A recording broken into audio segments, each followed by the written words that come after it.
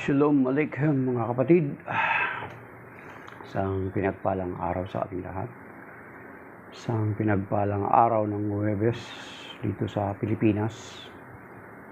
Pinabati natin yung ating mga masugid na taga-subaybay, si kasama natin at katoto, si Brother Joseph John Quijano, isang veteranong tagapaglingkod, at si Kuya Romin Nunez, yan, saka si Pablo sa Japan, saka si Mystery of Faith na until now ay misteryoso pa rin, at iba pa nating kapwa Katoliko na from time to time ay nakikiisa sa atin sa ginagawa natin ito. Even yung mga separated brethren natin na from time to time ay dumadaan dito at nakikisalamuha sa atin, binabati natin silang lahat or kayong lahat ng isang pinagpala at ligtas na araw ng Huwebes. So, ito yung ginagawa natin. Hindi ko alam kung gaano na ito katagal ko ginagawa. Tinatawag ko itong Preaching in the Wilderness series sapagkat alam naman natin na despite na ang TikTok ay napakalawak na platform, yet kung magla-live ka ay napakarami mga pangalan na nagpa-flash, ay they're just passing by and then finding something na makakasatisfy sa kanila. Pero yung ginagawa natin, despite of that, na parang dumadaan lang sila, we are still continuously doing this para sundin yung sinasabi sa banal na kasulatan sa 2 Timothy chapter 4 verse 2 to 4, to preach the word of God in season or out of season. In other translations, sinasabi na to preach the word of God whether convenient or inconvenient. Because time will come, sabi doon ng karugtong, time will come that people will choose or pipili sila or maghahanap sila ng mga tao na gusto lamang nila pakinggan. That is why we are calling this as Preaching in the Wilderness series. Kasi sa wilderness ay wala namang tao, ilang na ilang. So, despite na napakaraming tao dito, is still when it comes to the Word of God ay para itong ilang na ang mga tao ay ilan lamang. So, before that, we'll start it to begin it with a prayer in the name of the Father, the Son, the Holy Spirit. Amen. Lord, we praise you and we thank you for your goodness and mercy to us. For keeping us safe, sound, and keeping us and giving us a good health, for protecting us and covering us with your most precious blood, for blessing us, for guiding us, for loving us, and for all the blessings that we receive from you. We thank you for another day, another privilege, another opportunity that you wake up us today and giving us new life. We thank you for your goodness and mercy, and we entrust you this day, including all our loved ones and our possessions and those people around us. And we entrust you this day, this program we will do. Bless us and speak to us by your word, and let your word penetrate in our heart, in our mind, and it will remain, and it will grow, and will have fruits, and will have abundant harvest when the time comes. We entrust you this day, and we are claiming your promises in 2 Corinthians chapter 10, verse 4 to 5. For the weapon of our battle are not of flesh, but are enormously capable of destroying fortresses. We destroy arguments and every pretension raising itself against the knowledge of God. To you we bring the glory, honor, and praise in Jesus' name, with the Holy Spirit that reigns with you forever and ever. Amen. In the name of the Father, the Son, the Holy Spirit. Amen. So, shalom mga kapatid. The Gospel of the Lord is taken from the Gospel according to St. John chapter 13, verses 16 to 20, mga kapatid. Glory to you, Lord.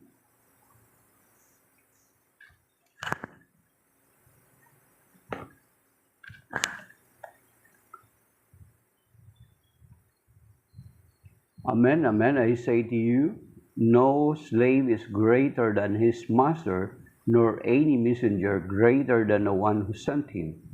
If you understand this, blessed are you if you do it. I am not speaking of all of you. I know those whom I have chosen, but so that the scripture might be fulfilled, the one who ate my food has raised his heel against me. From now on, I am telling you before it happens, so that when it happens, you may believe that I am.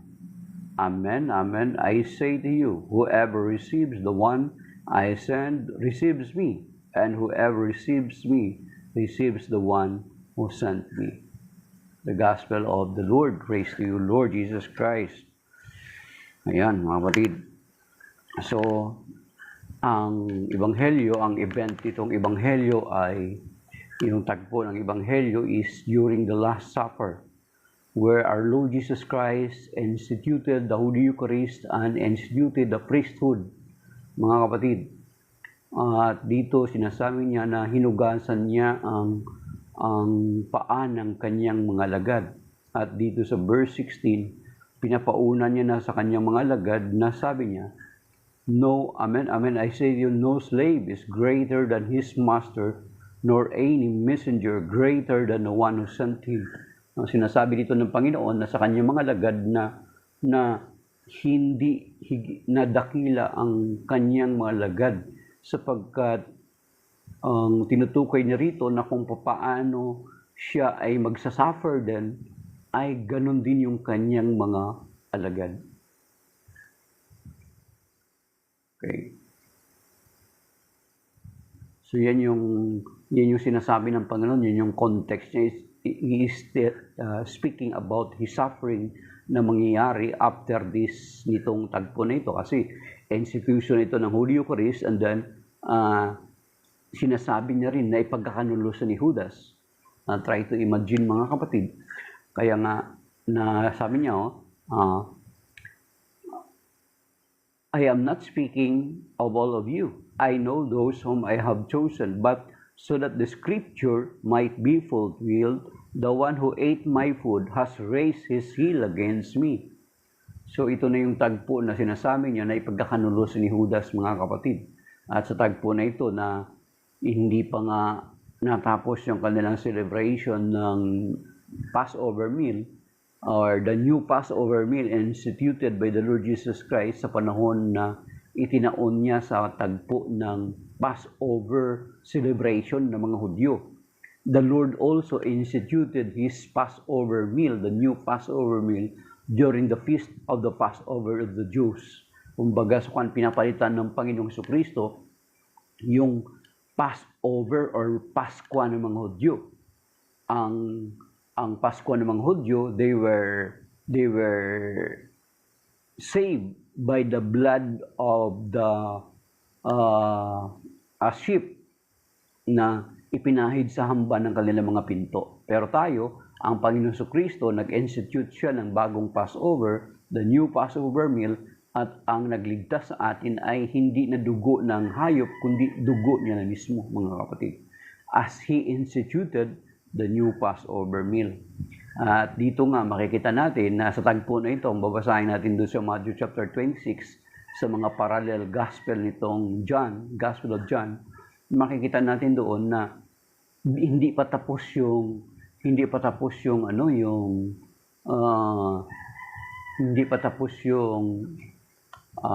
feast of their Passover, the feast of their new Passover. Judas left. Kaya nga sa parokya namin, mga kapatid, sa parokya namin may nakalagay doon sa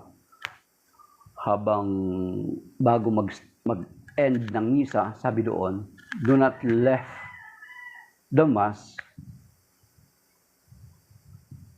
na hindi pa tapos yung misa. Huwag kang umalis, do not left the mass na hindi pa tapos yung misa. Do not be like Judas. Kaya kung ikaw ay hindi pa tapos yung misa, wala pa yung final blessing, umaalis ka na, wala kang pagkakaiba kay Judas.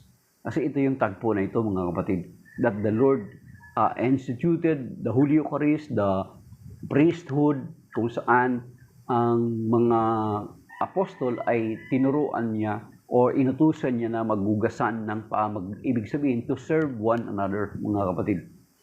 So yun yung parang pinaka-context nitong ebanghelyo na ito. Ito'y tagpo kung saan he instituted the new Passover meal, which we called it now as the Eucharist or yung pasasalamat, mga kapatid. And then sabi niya, verse 19, sabi niya, from now on, I am telling you, before it happens, you see, hindi pa man naganap, hindi pa man nangyari na ipagkakanulo.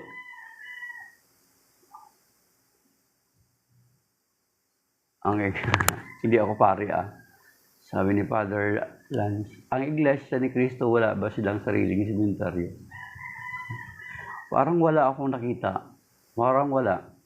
Nakikilibing lang sila sa mga public cemetery, sa mga Catholic cemetery. Dati Catholic cemetery lang, di ba?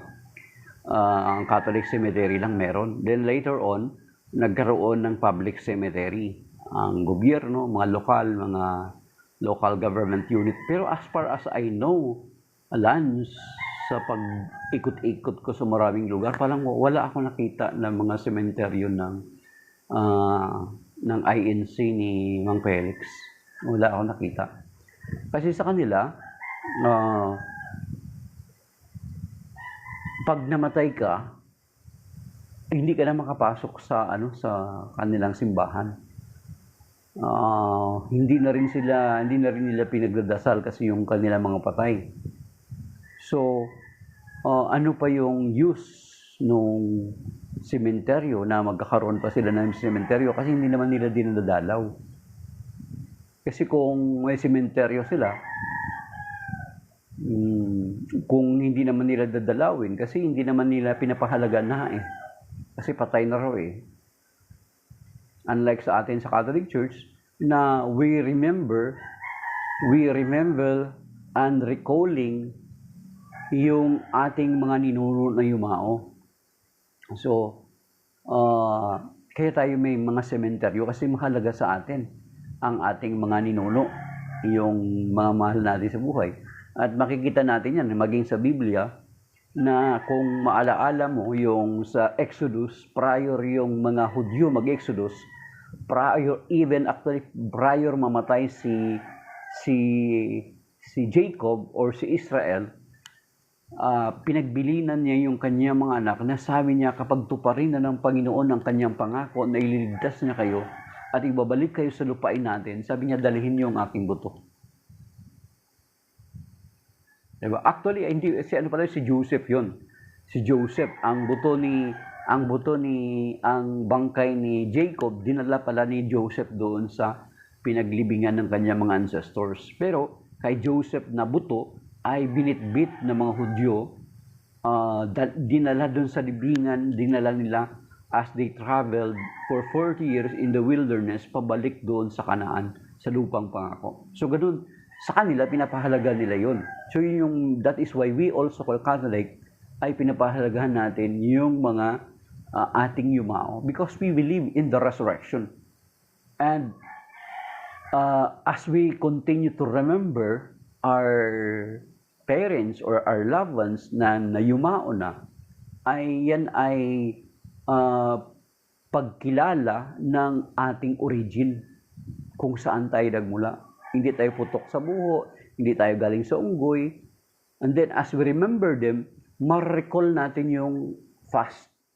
Kaya that is why ang simbahan in his wisdom ay binibigyan natin ng halaga yung pag-alaala sa mga nayumao natin. Kasi at the same time, it will remind us na tayo balang araw mamamatay din. Yun yung reality. So, yun mga kapatid. Okay. So, that is why sa aking pag-aalam, wala silang public cemetery or cementeryo mismo nila. So, kapag mamatay na nga yung kapwa, miyembro nila, hindi na nila papasukin doon sa loob ng kanilang sambahan. So, parang hindi ko alam, ang reason yata is ayaw nilang madungisan. So, kapag patay na is hindi makapagdungis yung patay na. Ang makapagdudungis sa mga bahay-sambahan is yung ginagawa nating kasalanan, yung nakapagpapadungis. Di ba? Nadadala natin yung kasalanan. Pero yung patay na, hindi na makapagdudungis yun sa isang sambahan. Sa kanila, hindi ka na makapasok. So, hindi na nila dinadalaw. So, ano pang sense kung magkakaroon pa sila ng sementeryo? Di ba? Kung magkakaroon sila ng sementeryo, tapos hindi naman nila dadalawin, hindi, kawawa naman yung magme-maintain doon. Okay? At saka baka malaman at mabisto sila na hindi naman talaga sila gaano karami. Those are possibilities. Those are mga possible reason. So, yun. Yun, sinagot natin si Lance. Okay. So, mga kapatid, sabi dito, from now on, I am telling you before it happens. So, you see? Yung nung mga nakalipas ng mga video natin, na makikita natin na ang Panginoong Kristo is all-knowing. Yung all-knowing niya is itong all-knowing or omniscient ay katangian lamang ng Diyos, mga kapatid. Kaya nga kahit dito sa John chapter 21, verse 15 to 19, kung maalaala niyo nung tinanong niya si San Pedro ng 3 beses, doon sa panghuling parte, tinanong niya ulit si San Pedro. Ang sagot ni San Pedro, Panginoon, alam kong nalalaman ninyo ang lahat. Take note the term, ang sabi ni San Pedro dito sa John chapter 21, verses 15 to 19, Panginoon, alam kong nalalaman ninyo ang lahat. Nalalaman ng Panginoon ang lahat. Yung pagiging omniscient ay katangian lamang ng Diyos, mga kapatid. Kaya nga, kung titingnan natin, doon sa Colossians chapter 2, verse 9, kung babasahin nyo dyan sa Bible nyo, sinasabi dyan na sinasabi sa Colossians chapter 2, verse 9, ang sinasabi, sapagkat ang buong kalikasan ng Diyos ay na kay Kristo kahit siya'y naging tao. Yung buong kalikasan ng Diyos ay na kay Kristo kahit siya'y naging tao.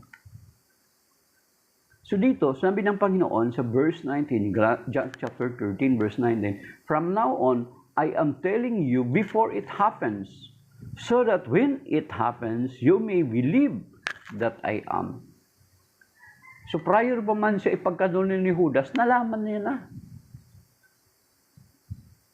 Ikaw, tayo, alam ba natin na may nag-iisip sa atin ng masama or may magkakanulo sa atin or may nag-iisip or na may gagawa ng masama sa atin?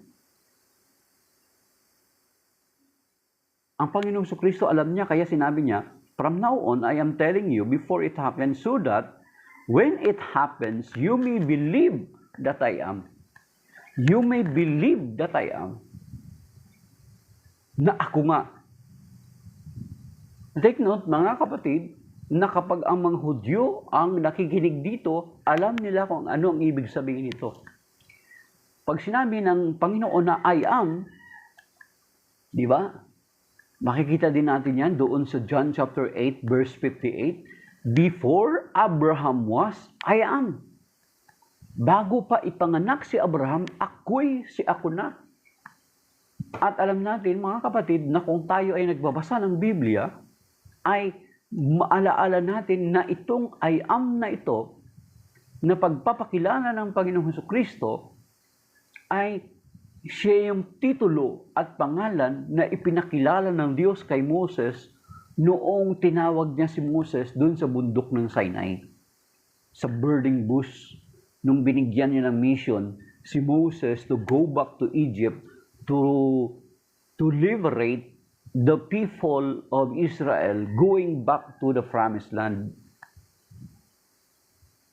Diba? Makikita natin yan sa Exodus chapter 3 verses 14 to 15. Okay? Puntahan natin mga kapatid. Ilistahan nyo or di kayo puntahan nyo mga kapatid. Exodus chapter 3 verse 14 to 15.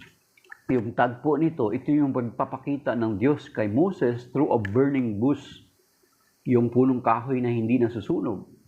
Yung sabi rito, sabi ng Exodus chapter 3 verses 14 to 15. Okay. Verse 13, umpisa natin. But said to Moses to God, when I go to the Israelites and say to them, the God of your fathers has sent me to you, if they ask me, what is his name? Ito mga kapatid, sabi niya, what am I to tell them? Verse 14, God replied, I am who am.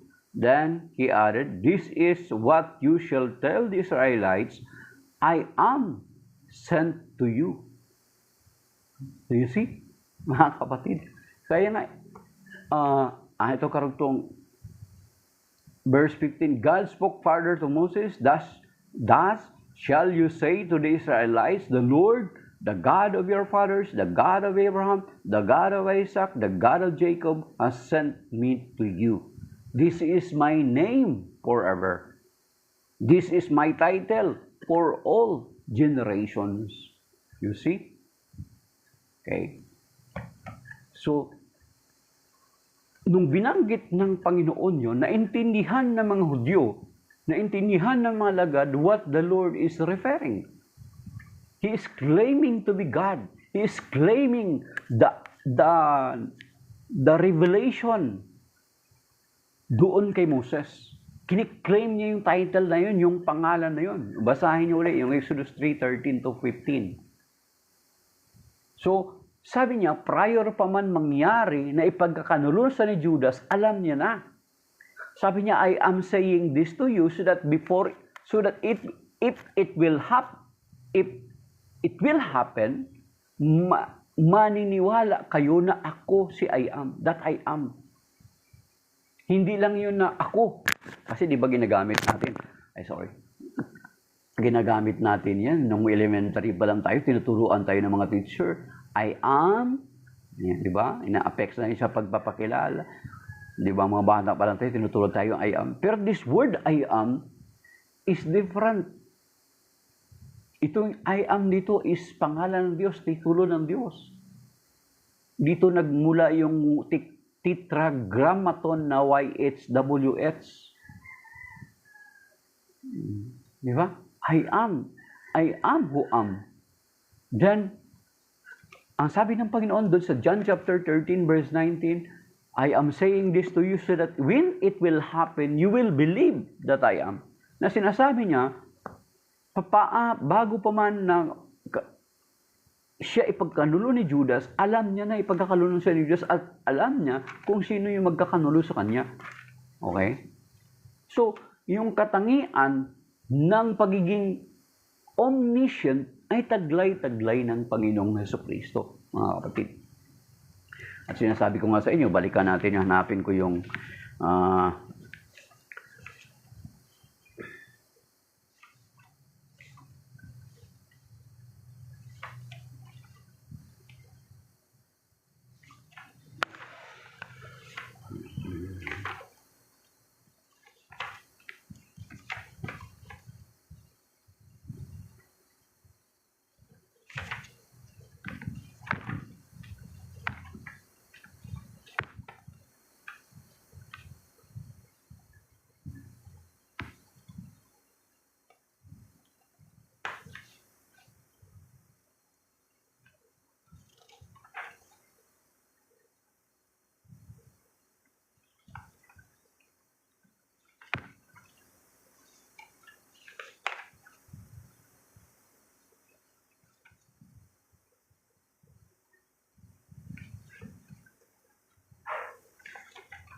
kaya nga kapatid, nahanap ko yung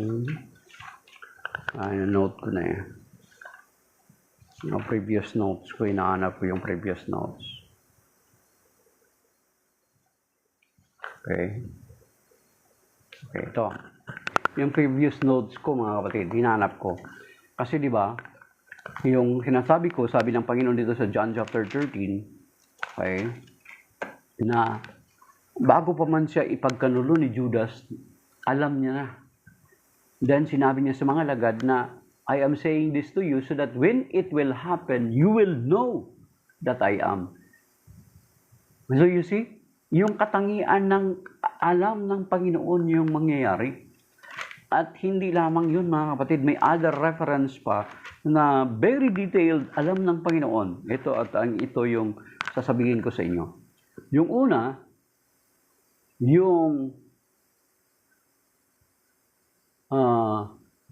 sa Luke chapter 22 verse 10 to 12. Naalala niyo yun? Sa Luke chapter 22, 10 to 12, mga kapatid. Dito sa Luke chapter 22, 10 to 12, ito yung panahon na prior sila institute or mag-celebrate ng Passover meal, ay inutusan sila ng Panginoon para maghanap, pumunta sa bayan para mag-prepare ng place for them. At sabi dito sa Luke chapter 22, verses 10 to 12, okay? Sabi rito, and he answered them, when you go into the city, ang kausap dito yung mga alagad, mga kapatid, when you go into the city, a man will meet you carrying a jar of water. Follow him into the house that he enters. So you see, ito yung sinasabi ng Panginoon, prior sa ipagkanulo ni Judas, ay sinabi niya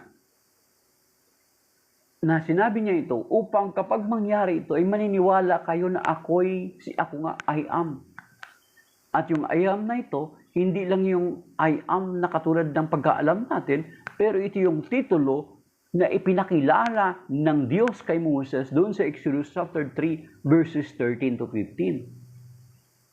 Kaya nga ilang beses niyang binabanggit na sa John chapter 8 verse 58, before Abraham was, I am. I am the way, the truth, and the life. Di ba? John chapter 14 verse 6. Then John 11:25, I am the resurrection and the life.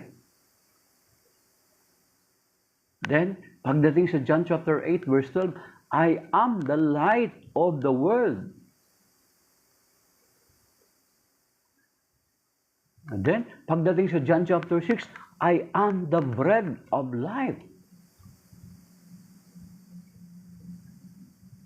Di ba, mga kapatid? And then, yun nga, Luke chapter 22, 10 to 12. Inutusan niyo yung mga alagad niya, sabi niya may masasalubong kayo na may nakapasan ng banga. Sundan ninyo at tanungin kung saan pwede mag-celebrate ang guro ng Passover, ng Paskwa.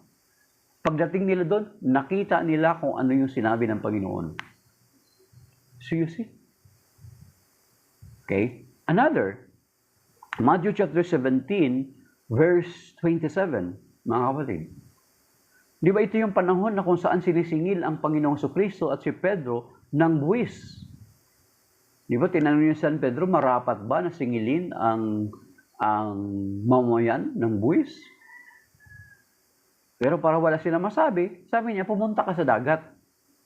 Mamingwit ka at ang unang isda na makuha mo, may coins, may barya, may silver na coin, silver coin sa bibig, kunin mo at ibayad mo sa ating buwis. You see? Matthew 17:27, may tinali ba yung sinasabi ko? May tinali ba na isda ang Panginoong Jesucristo doon? Tapos pinapunta niya doon sa area kung saan itinali niya yung isda. Tapos nilagyan niya ng coins. Tapos para pag mamingwit San Pedro, makuha niya. Diba? Minsan hindi natin pinapansin ito eh. Okay? Ikalawa mga kapatid. Matthew chapter 21, noong prior siya naman pumasok sa Jerusalem. Sa Matthew chapter 21 verse 1 to 11, just sa Matthew chapter 1:21 to 11, inutusan niya yung kanyang mga alagad na pumunta uli sa bayan, mga kapatid. Sabi niya, may makikita kayong donkey na nakatali doon. Kunin ninyo. Pag sinaway kayo ng may-ari, sabihin niyo yung kailangan ito ng Panginoon. at tatahimik na siya. At natagpuan nila kung ano yung sinabi ng Panginoon, exactly what our Lord Jesus Christ has described. Sinasabi natin, dito sa John chapter 13 verse 19, sinasabi ng Panginoon, I am saying this to you so that when it will happen, you will believe that I am. Kaya nga, nung sinabi ni San Pedro dun sa John chapter 21 verses 15 to 19, mga kapatid, ay hindi itinanggi ng Panginoong Jesucristo. Anong sinasabi ni San Pedro, Panginoon? Nung tinanong niya si San Pedro, Panginoon, nalalaman ninyo ang lahat ng bagay. Lahat ng bagay. Nagtanggi ba ang Panginoong Jesucristo? No, Peter. That is blasphemous. God only knows everything. Did our Lord deny that to Peter? No, he didn't. He did not. Because he is. He claimed to be God by saying, I am. Because that I am is a title that he gave to Moses before Moses go back to Egypt to liberate the people of Israel from slavery. Okay. Basahin natin sa John chapter 21 verses 15 to 19. Sa mga kapatid. Okay.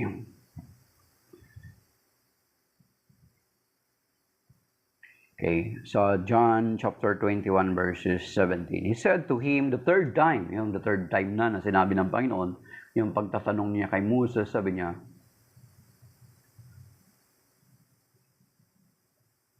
okay, sabi rito, the third time, Simon, son of John, do you love me?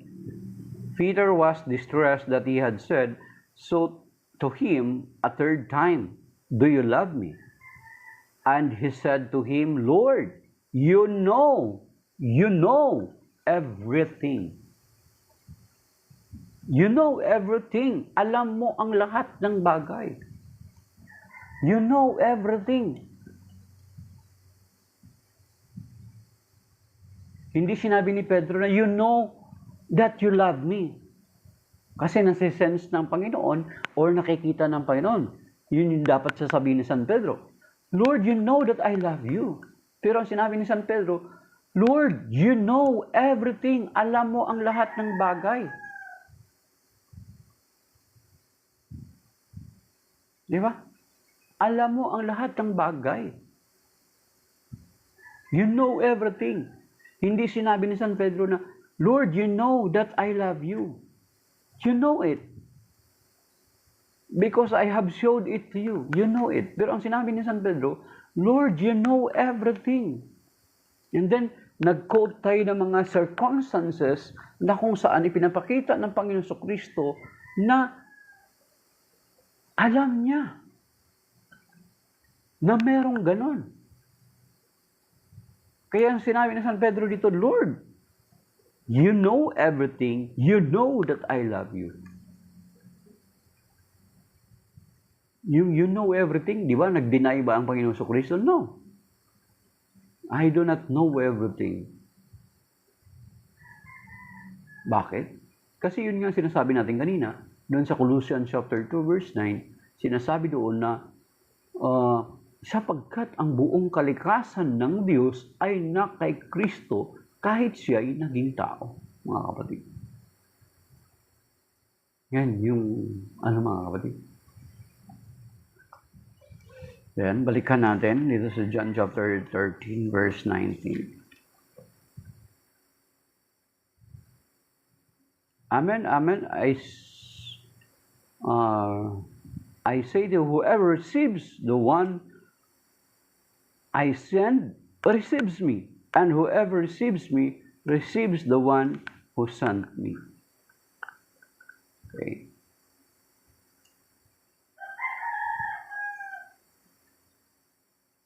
Receives the one who sent me. So kung titingnan natin mga kapatid, kung titingnan natin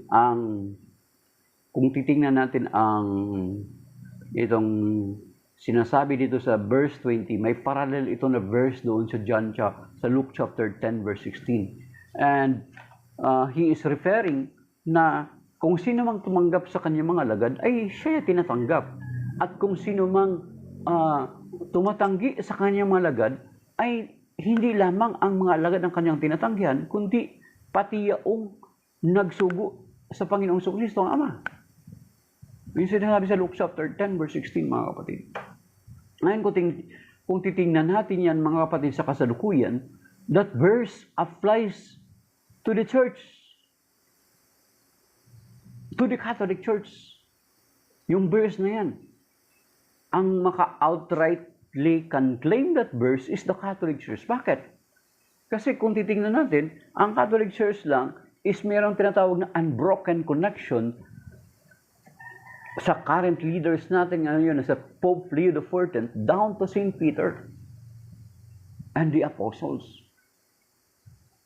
So therefore, they can claim that verse and use that verse na kapag hindi pala natin sila, kapag hindi natin pala sila sinusundan, hindi natin sila pinapakinggan, mga kapatid, ay hindi natin pinapakinggan ang Panginoong Hesukristo.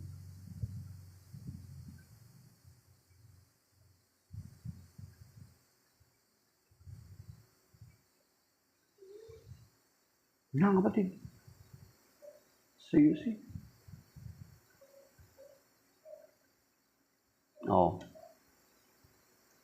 Kaya nga, yung sinasabi dito ng Panginoon, Amen, amen, I say to you, whoever receives the one I send, receives me. So, makikita natin na ang sinugo ng Panginoon Kristo yung kanyang mga alagad, di ba? Makikita naman natin yun sa Matthew chapter 28. Go ye therefore, Matthew 28, 19-20, go ye therefore to all nations, baptizing them in the name of the Father, the Son, the Holy Spirit. Then, makikita natin na pagdating dito sa John chapter 13 verse 20, Amen, amen, I say to you, whoever receives the one I send receives me, and whoever receives me receives the one who sent me. So yung mga isinugo niya, yun din yung mga later on nagsugo din. Kaya napaka-importante yung continuity, napaka-importante ng apostolic succession. Kasi sa apostolic succession, yung continuous na pagdaloy ng authority from the very source, our Lord Jesus Christ. Kaya nga sabi ko sa inyo, yung makaklaim ng verse na ito, John chapter 13 verse 20 at saka yung Luke chapter 10 verse 16, ay walang dili iba kundi ang Catholic Church. Kaya nga, doon din sinasabi doon sa John chapter 10, di ba? Sabi niya, ang aking mga tupa ay nakikinig sa aking tinig. Paano natin mapakinggan pa ang Panginoon Kristo? He is not anymore with us. Of course,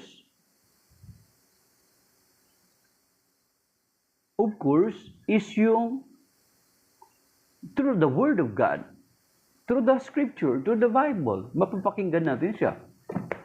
Mga kapatid,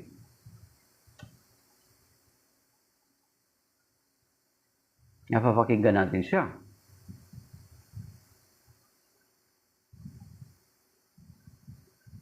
Pero, meron pa dapat tayong pakinggan. At yun yung sinasabi sa Luke chapter 10 verse 16 at saka yung John chapter 13 verse 20. Ano yun? Ang simbahan. Sabi ng Panginoon, ang aking mga tupa ay nakikinig sa aking mga tinig. At kapag nakikinig ka sa tinig ng Panginoon Kristo, of course, nakikinig ka sa kanyang maisinugo. Yung sinasabi sa Luke chapter 10 verse 16, ang nakikinig sa inyo ay nakikinig sa akin. Ang nagtatakwil sa inyo ay nagtatakwil sa akin at nagtatakwil sa nagsugo sa akin. So you see, ang bigat nun, mga kapatid. Kaya nga, alam natin na hinirang niya si San Pedro. Yun nga sinasabi sa John 21, 15-19. Hinirang niya si San Pedro, pakanin mo ang aking mga tupa. Pangalagaan mo ang aking mga tupa. So therefore, kapag hindi tayo nakikinig sa mga inutusan ng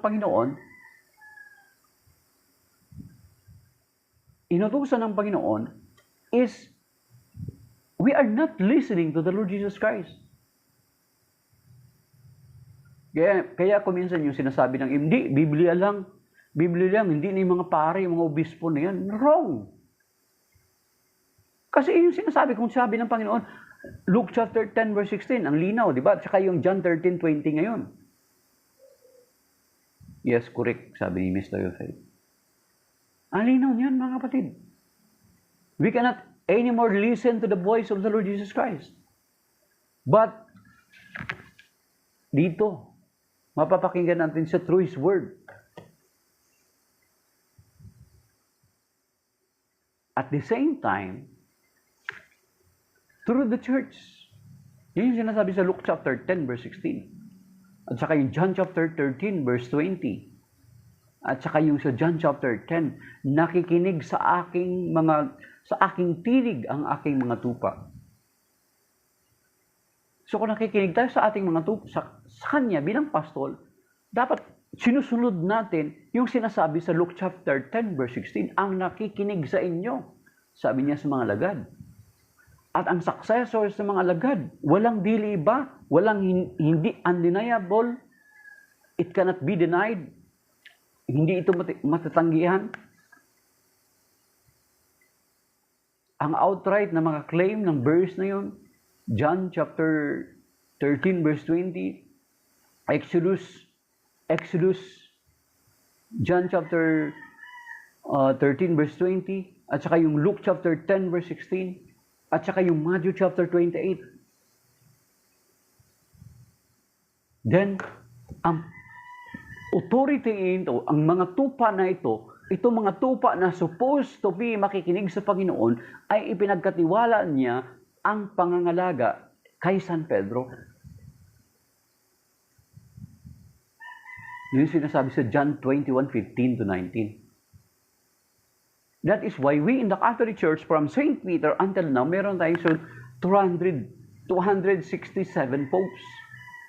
Kasi ipinagkatiwala kay San Pedro, so therefore, after him, there must be, or there must have, another person to take care of the flock of the Lord Jesus Christ.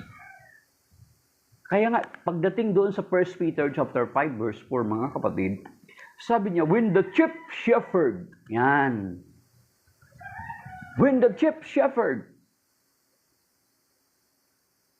naalala niyo yung ang halimbawa sa isang diocese sa atin, sa diocese natin. Sa isang diocese may sinasabi na sa isang diocese na sinasabi na bishop. At yung bishop na yun, nilatawag siyang vicar, katuwang. So ang Panginoon ng chief shepherd, siya yung chief shepherd, and his vicar is Saint Peter. Kaya ang ipinagkatiwala niya yung pangangalaga ng kawan ng Panginoon kay San Pedro, dun sa John chapter 21, verses 15-19. Wala siyang ibang pinangalagaan. Because it was just entrusted to Peter, Peter must see to it, after him, there must be another to take care the flocks. The flock pala, hindi the flocks. That is why we in the Catholic Church may tinatawag tayong apostolic succession.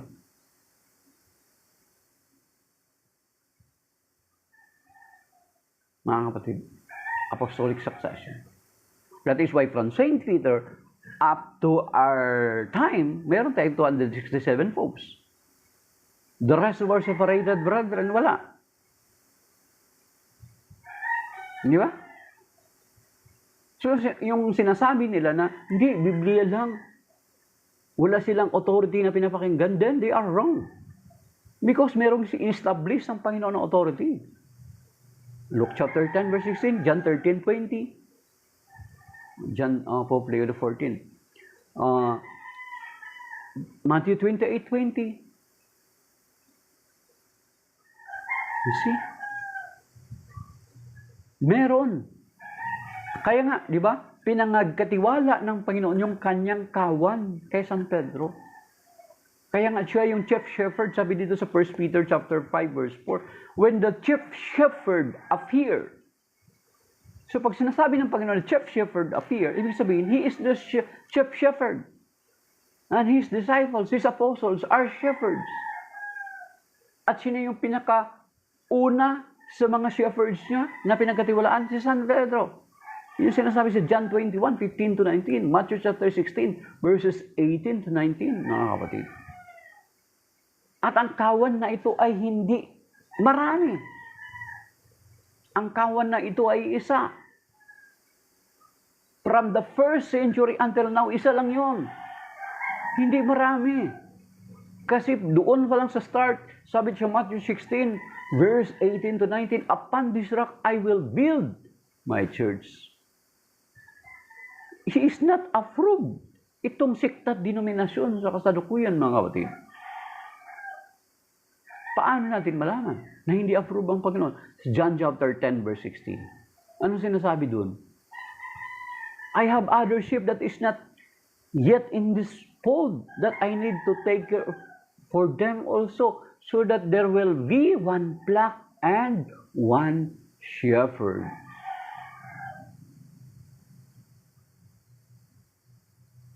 Di ba? Hindi sinabi, there will be more flocks and more shepherds. Hindi niya sinabing ganun. At ang flock na ito, mga kapatid, ay ipinagkatiwala niya kay San Pedro. Makikita natin, sa John 10, sinabi niya yun, there will be one flock and one shepherd. And this sheep of him, ng Panginoon Kristo, he entrusted it to Saint Peter. You see?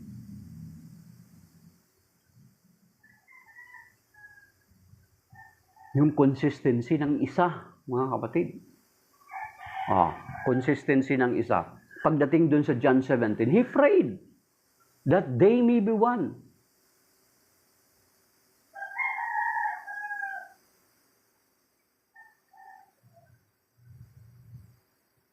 Kaya yung existence ninyo, Martin, na sekta na walang connection sa mga apostol, ay invalid yan. Kasi ang Panginoon, He established only one. Upon this rock, I will build my church. Maging sa prophecy pa lang sa Daniel chapter 2, verse 44, in the lifetime of those kings, God will set up a kingdom that shall never be destroyed. Kingdom, not kingdoms. Kingdom. Kahit doon sa 2 Samuel chapter 7, verse 13 to 14. I will make His kingdom firm. Kingdom, not kingdoms. At ang kingdom na ito, prior siya umalis, ay pinagkatiwala niya kay San Pedro. At kapag ikaw ay hindi, kung babaybayin ang kasaysayan mo, hindi ka naka-align kay San Pedro, then something wrong with you. Ikaw yung katuparan sa sinasabi sa 1 John chapter 2, verse 18 to 19. Diba? Ano sinasabi dun sa 1 John chapter 2, verse 18 to 19? Sila'y dati nating mga kasamahan, ngunit umalis sila sa atin, nagpapatunay lamang na hindi sila natin kasama. At itong mga umalis na ito, ay binabalaan tayo ng Biblia. Sabi niya, layuan natin mga kapatid. Sa Romans chapter 16, verse 17 to 18. Yan. Yung mga Katoliko dyan. Ang sabi dito sa Romans chapter 16, verse 17 to 18. Okay? Ang sabi dito, I urge you, brothers, to watch out for those who create dissensions and obstacles in opposition to the teachings that you learn. Avoid them. You see? Avoid them. Okay. Then pagdating sa verse 18, for such people do not serve our Lord, Christ, but their own appetites, ha? But their own appetites. Why? Kasi magkakaroon ka ng sekta, denominasyon, buhay na buhay ka. Kasi meron ng tithes, meron pang love offering. Kaya diba, Mr. of Faith, nakita mo yung isang pastor na pinapahiya niya yung kanyang miyembro. Mini-mention yung pangalan ng miyembro niya. Nagalit siguro yung miyembro, pinost sa Facebook. Pinapahiya niya na hindi nagta-tithes lang pero hindi nag-offering. Wow. Sabi dito, Romans 16:17-18, sabi niya, I urge you brothers to watch out for those who create dissensions. Bakit nagka-create sila ng dissensions? Kasi nag-establish na ang Panginoong Jesucristo ng isang iglesia, ng isang simbahan. At ang iglesia na ito ay nagpasimula ng unang siglo at nagpatuloy hanggang sa kasalukuyan. At hindi po ito natalikod o kailanman ay matatalikod. Isa lang. Grabe yung consistency. Matthew 16:18-19, then John chapter 10, verse 16, then John 17, he prayed for it, then dun sa Ephesians chapter 4, verse 5-6, one faith, one Lord, one baptism. You see? Ang iglesia, ang ulo ang Panginoon Jesucristo, ang iglesia ang siyang katawan.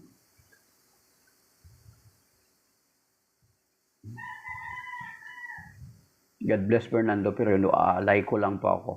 Yeah, I'm just a lay person like you. God bless you. So you see, kaya dito pagdating sa Romans chapter 16, verse 17-18, pinapaiwasan sa atin itong mga nagkikreate ng dissension. Bakit nagkikreate ng dissension? The Lord Jesus Christ established only a church. Ngayon, kung nag-establish ka pa ng iyo, separate from the church, established by the Lord Jesus Christ, you are creating dissension. At ito yung pinapaiwasan ng Biblia, mga kapatid. You are creating dissension. Sabi dito, for such people do not serve our Lord Christ, but their own appetite. Appetite nila. Bakit appetite?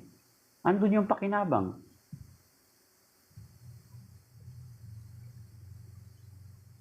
May tithes, may offering. Okay? Sabi dito, and by fair and flattering speech, they deceive the hearts of the innocent. Yung mga innocent ang nadideceive. Kaya nga kung may alam ka, Katoliko kang may alam, hindi ka nila madideceive. Pero kung inosente ka, madideceive ka talaga. Okay.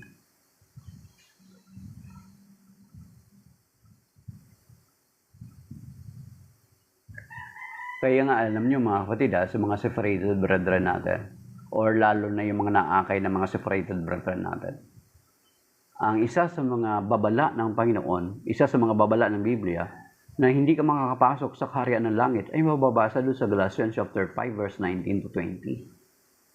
Of course, marami yun. Marami yun. Pero yung dalawa doon, na hindi pinapansin, yung iba doon, ginagamit actually yun ng mga ibang mga separated brethren natin. Yung Galatians 5:19-20. Okay? Pagdating alas 6 mga kapatid, cut na ako kasi fiesta po namin ngayon. Mag-prepare kami. So at by 6, magka-cut na ako. Okay.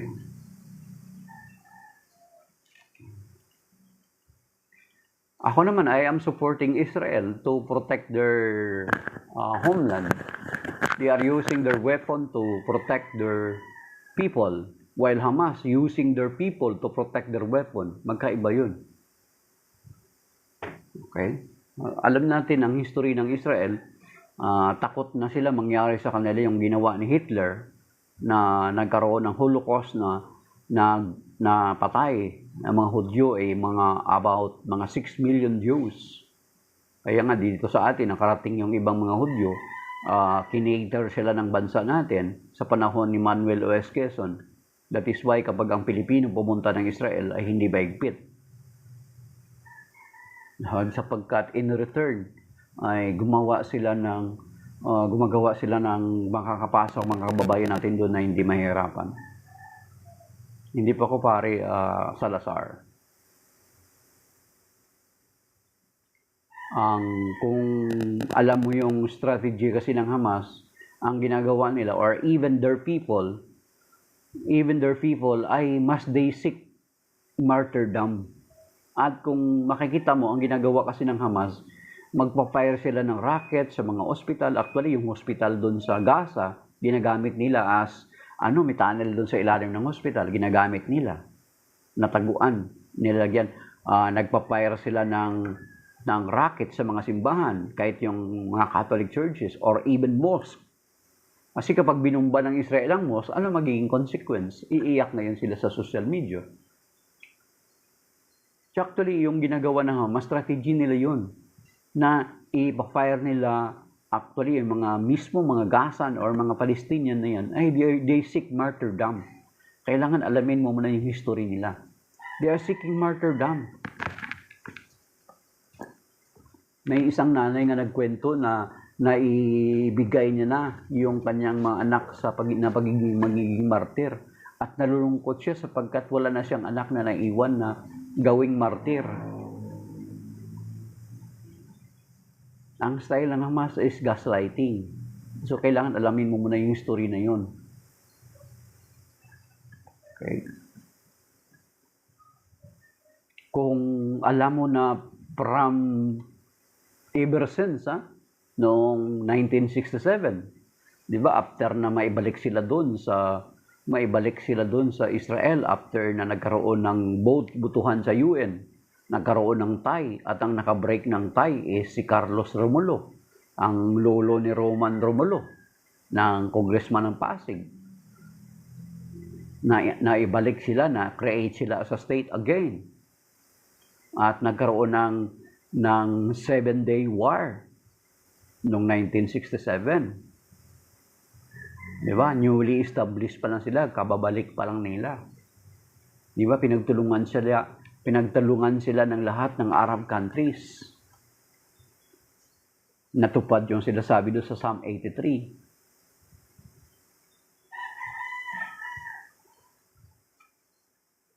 So, Jewish people are just defending themselves. Wala silang doktrina na i-annihilate ang ayaw maniwala sa kanila.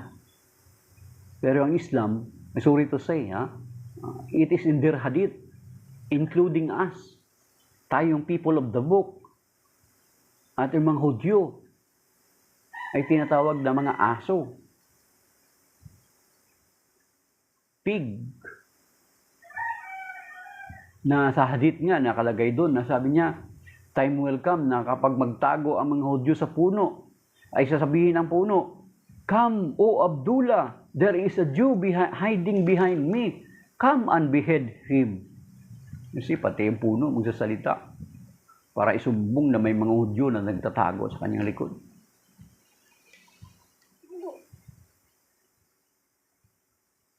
Yun, so sa Yalsa, I am not, hindi ako pare, pero yun lang.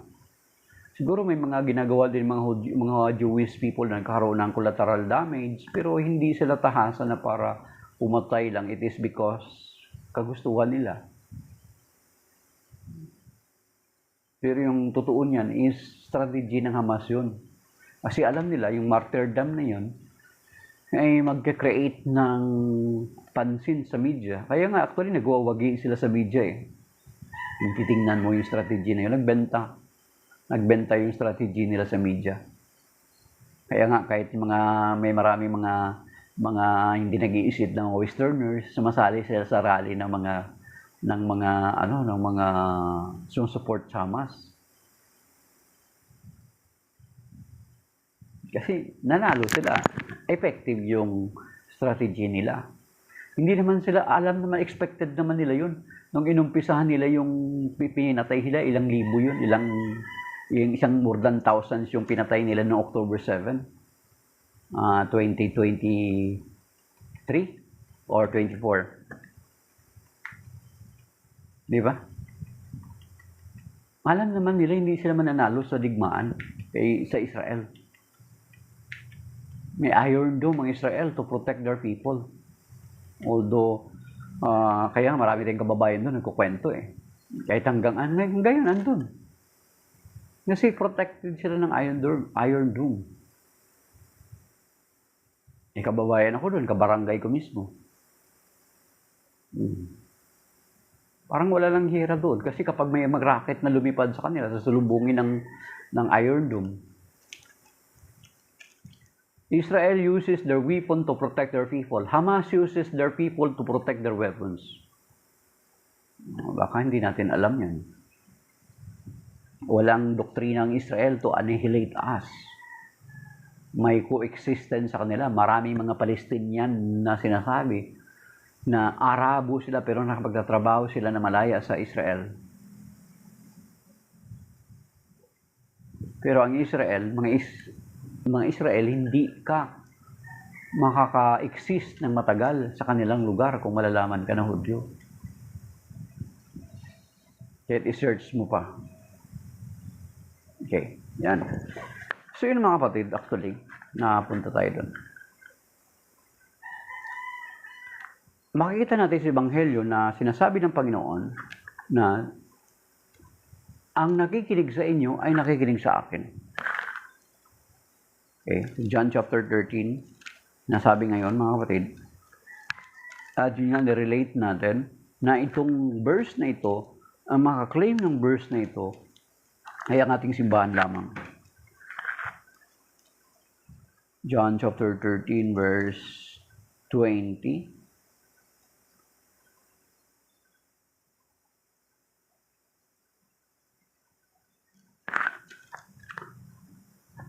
Ang tandaan ninyo, ang tumatanggap sa sinugo ko, ko'y tumatanggap sa akin. At ang tumatanggap sa akin, ay tumatanggap sa nagsugo sa akin. So, ganun mga kapatid. Once, hindi natin tinanggap ang isinugo ng Panginoon, para na rin hindi natin siya tinatanggap ang Panginoong Jesucristo. At kasama na roon ang Ama. Mga kapatid, at yun nga sabi ko sa inyo, yung verse na yon, yung John chapter 13 verse 20, at saka yung sinasabi sa Luke chapter 10 verse 16, yung verse na yan, ay ang makapag-angkin lamang yan, ay ang Catholic Church. Kasi ang Catholic Church, meron siyang tinatawag na unbroken connection, unbroken link. The rest of our separated brethren cannot establish an unbroken connection to the apostles. Sige nga, how can they establish a connection? Di ba? Wala silang kumbaga sa parang yung ginamit nga natin na termino is yung wire, parang wire ba? Na ang source ng power ay ang Panginoong Jesucristo at ang wire na ito ay tuloy-tuloy from first century until now. Yung wire na ito ay tuloy-tuloy. Kumbaga sa napakahaba na wire na patuloy na dumadaloy hanggang dulo yung power. Kasi wala siyang pagkaputol. At yan ay makita lamang natin sa Catholic Church. The rest of our separated brethren cannot establish their connection to the apostles. Ang ginagawa lamang nila is claim lang sila ng claim sa mga verses sa Bible without establishing the historical background, the context. Mga kapatid,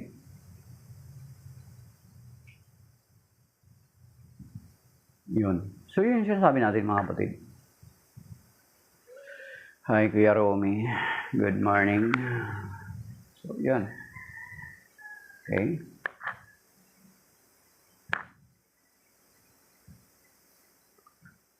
Okay, so, maybe that is by now mga kapatid, kasi yun na, malapit na mag-alas 6 na.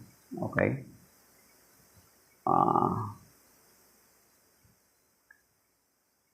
Okay. Good morning, Kuya Romy. Wala si Kuya Jun, baka hindi pagising. So, yan. Ang kinuha natin, pinakakay natin na dito sa verse na ito, sa Ebanghelyo ngayon, sa Gospel of today, ay pinapakilala muli ng Panginoon ng Jesucristo ang kanyang sarili as I am. At muli pinapakita ng Panginoon na siya yung I am, yung sa at sinabi niya na prior pa man siya ipagkanulo ni Judas ay alam niya na at sinabi niya na ipagkakanulo siya para kapag mangyari ay maniwala tayo na siya nga.